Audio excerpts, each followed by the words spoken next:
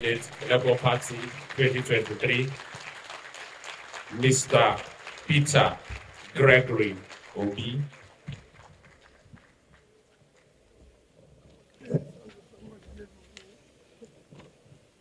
Thank you, sir. The president of this noble association, all the notable people that are gathered here, our own general, let me start on all due and existing protocols. Let me most sincerely thank the president and all of you for the opportunity of being here, being invited to extend my goodwill message. I feel very, very, very appreciative of this, to have opportunity for 1 minute talking to those who shape narratives, those who shape the values that drive the society. All of us know what the press, what you can contribute. Those of you that are here can change this country if you desire. It is you that people read, listen to. You are the one that shapes the opinion of the country. So it's very important that we have opportunity. And I'm sure your discussions in the next few days, you will come out with things that will start changing the narratives in Nigeria. For me, as a politician, my only little suggestion and contribution is that we know where we are now in our country, like a critical junction. That I don't know where nobody needs to tell you people whether things are going right or wrong.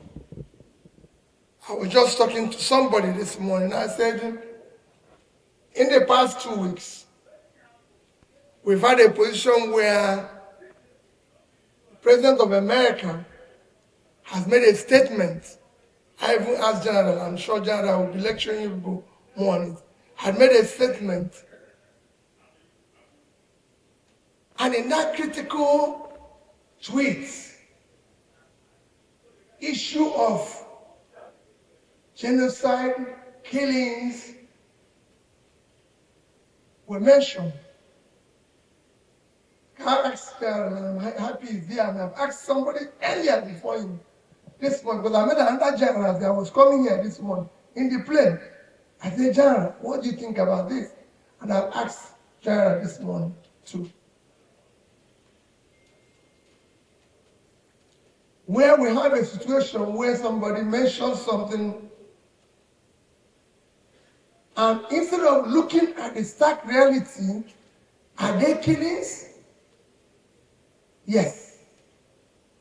We spend time debating whether it's genocide or not. When I think we should have put ourselves together, face the stark reality that is the killings, and find out how we can organize diplomatically and everything, how we can be helped. But for me, what is most important in that tweet is the second line, which says, non-disgraced country. Non-disgraced country. People have asked me, because I've read a lot of news, people are saying, are we disgraced? Are we now this? Are we that? My little, as you people, because like I said, you people are the ones that will shape the future. It's a question we need. As a philosopher, one thing that is central in philosophy is that unexamined life is not worth living. You must go back to yourself and ask yourself. So somebody asked me that question, said, non-disgraced country. I said, what are you talking about, non-disgraced country? What is wrong in it? Why is it that anytime people make comments, instead of looking inward, we're looking the other way around? You are a country with the highest number of poor people living in one country. 130-something million. You've even gone beyond where a combination of the two biggest countries in the world, which is India and China put together, nearly 3 billion, you have more people living in poverty than two of them combined. And you're worried that somebody called you now disgrace. Why don't you look back and know where there's anything that's causing you disgrace behind you? You're a country where you have 20 million people, children out of school. No other country. And you're not worried that somebody called you non-disgraced. We've overtaken India, 7 times our population in infant mortality, and you're worried that somebody called you non-disgraced. You're one of the hungriest countries of the world. Even Ukraine at war dashed you grain to fight hunger, and you're saying non-disgrace. Why don't you look back and know whether there's a disgrace behind you that you can deal with? You're one of the safest places to live in. And that's what I want you people to look at when you read it. It's not about, because some of us, often when we say, even people say, oh, you are demarketing the country. It is not demarketing, to tell the truth. So I urge you, you have what it takes to start getting us politicians to start thinking differently. It's not as if we don't take steps that are not good. Yeah, there might be steps we're taking that are good. Nobody says everything is bad. For example, we remove subsidy. That is a good decision. We've unified the currency. That's a good decision. But for God's sake, you cannot do this too, because you've seen World Bank now and said, Nigeria took this decision. But why is that this good decision not working for us? Because you cannot tell people to fast when you're 50. You need to deal with the executive rascality of expenditure before your monetary policies can work. You need to deal with corruption. You need to deal with the issue of the cost of running government. I was telling somebody this morning, I said, listen, because whenever I go, people ask questions, I said, listen, we've just had a new mayor of New York. I said, the young man is on age, level of 36, 40. I said, Google his net worth. He's worth about $200,000. He's running a city with a budget of about 115 billion, 3 times Nigerian budget. Yet, if they see that young man with 2 vehicles on the road, I can assure you, he will not be mayor the next day.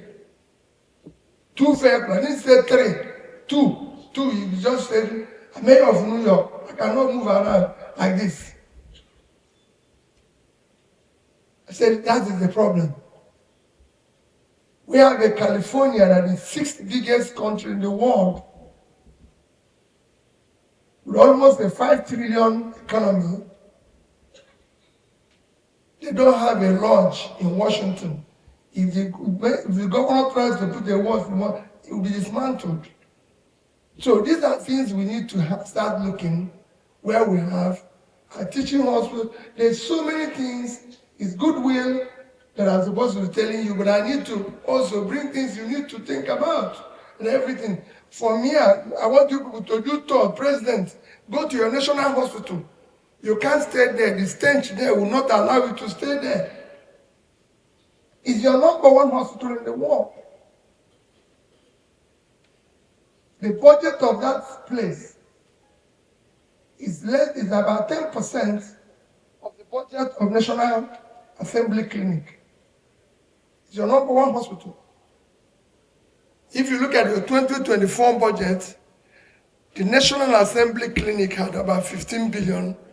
Your 6 biggest teaching hospitals, Ibadan, University of Ibadan, Nsukka, University of Lagos, University of Maiduguri, Ilorin and Jos put together is not up to that amount. They are capital vote. That is what we need to start thinking. So when they say land disgrace, you look back and see whether there's disgrace. And only you can do that. No other person can do it.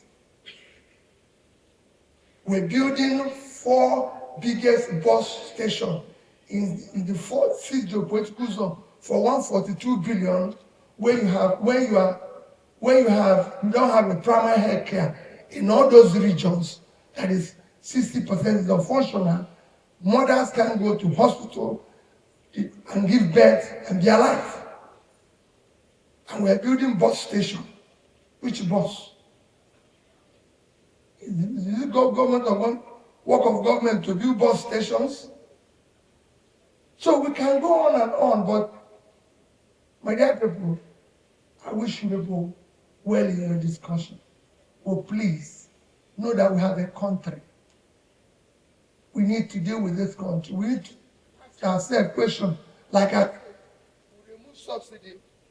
Where is the savings of the subsidy? Where are the gains of it? Where is it impacting?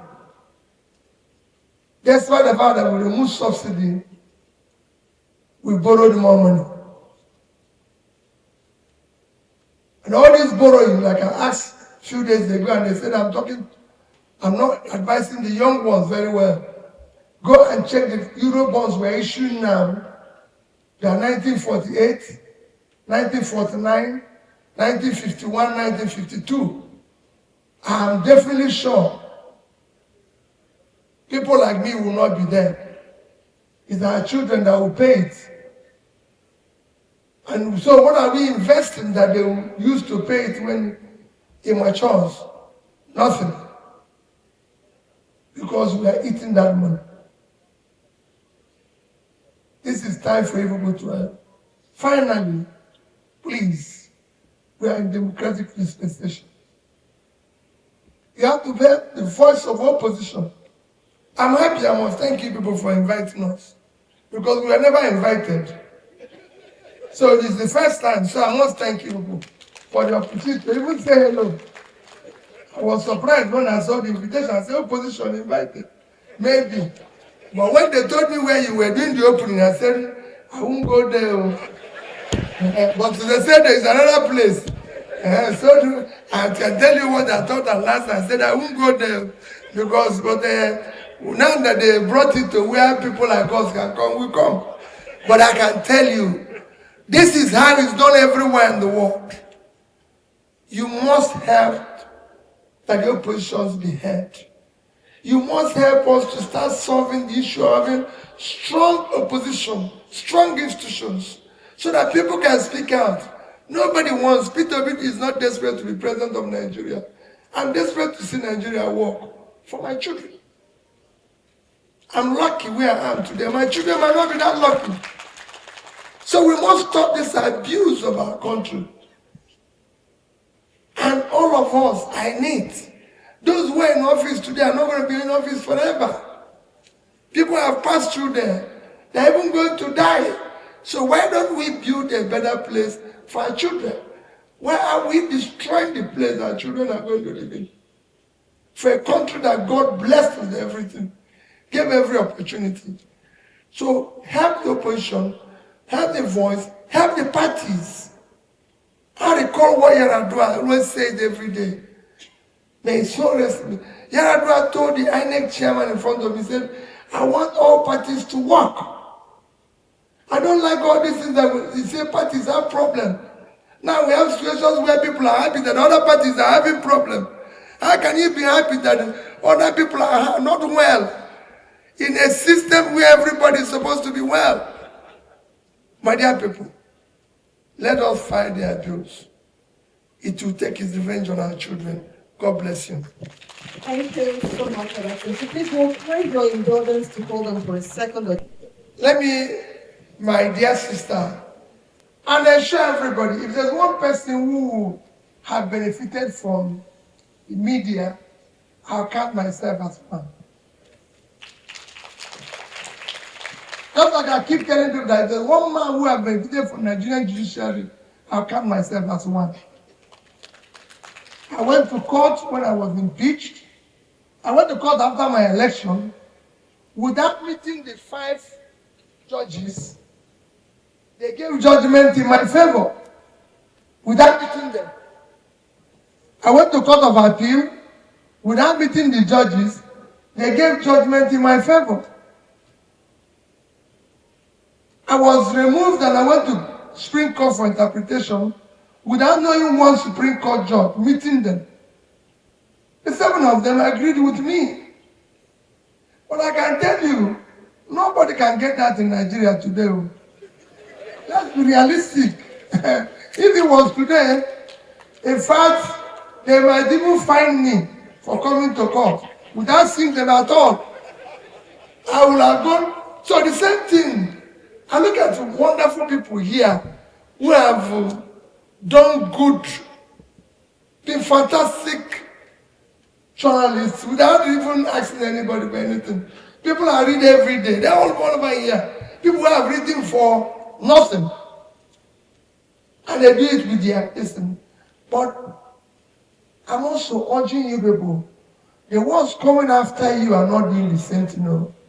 Let's be realistic. You know, there's a times we had people who wrote from their mind. The younger ones are not writing like that. I'm appealing to the older ones. You need to, because it's beginning to change gradually, where it's now turned into the same thing we are seeing in the judiciary and everywhere. So it is important that we start reversing it because it's critical. I'm not looking for people to write what will please Peter Obi. Just write for the country. Write for the future of our children. That makes all the difference and everything. Thank you. And further explanation on the issue which I said of subsidy. If you read the statement of removal of subsidy, he said, we will not, for us to stop borrowing, and the gains of the subsidy to be invested in turning around the economy. In fact, after from few months, they were announcing the gains of the subsidy. Just the gains of unification. But I can tell you, even this year, we have overborrowed our target by almost 70% this year alone. Don't get me wrong, there's nothing wrong in borrowing. Any day I'm a businessman. There's nothing wrong in a national borrowing. Most of the countries we want to emulate are in debt. America is 124% of their GDP in debt. China is almost about 80% now. Any other country, Indonesia, everything has been. They've overborrowed. But where is the debt being utilized? Where is the investment? What is happening to it? That is the critical thing that we need to do. Why is those savings? Where is those savings? Why is it not impacting on our critical area of development, education, health, and pulling people out of poverty? Why is it not impacting? Because those savings and those borrowing are mismanaged. If they are managed properly, you will see a difference. This is a country people used to come, medical tourism to Ibadan, to everywhere. Nobody comes there. I just gave you an example of a clinic, of a hospital that we can attend to here in Abuja. And I can go on and tell you other things that are not just working. So we have saved money, we've borrowed money. What are we doing? I go to schools, and every day, I was in school in Ibadan yesterday, and you see the same thing.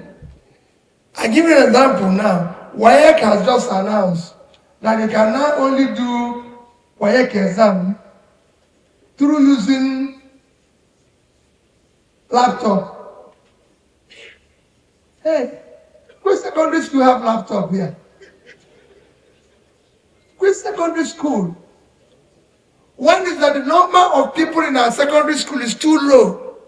For a country of over 230 million people, the number of people in our secondary school is supposed to be at least 30 million, but they're under 17 million. Yet, since they announced it, I took time. As at last week, I visited 18 schools. And what I do is that, where is the laptop for the WAEC? None. Where is the laptop for the WAEC?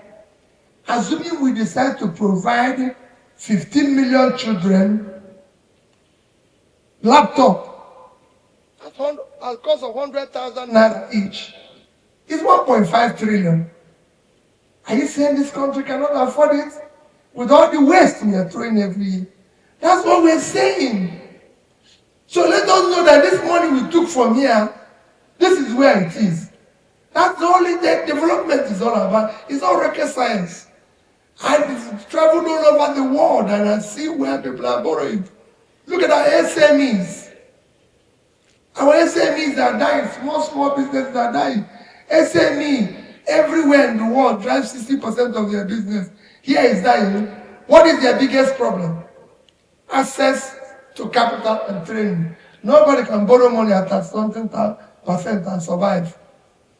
You go to Indonesia, a comparable country, they are borrowing money at 6%. These are things the savings should have helped us to manage and everything. They are not helping us. So it is question of, that's why I said you're asking people to fast and you're feasting. It will not work. We need to cut down on the rascality, physical rascality we are going through. Deal with the issue of corruption. Your Excellency, I think that's a wonderful place to rest. Thank you so very much, Your Excellency. A round of applause, please.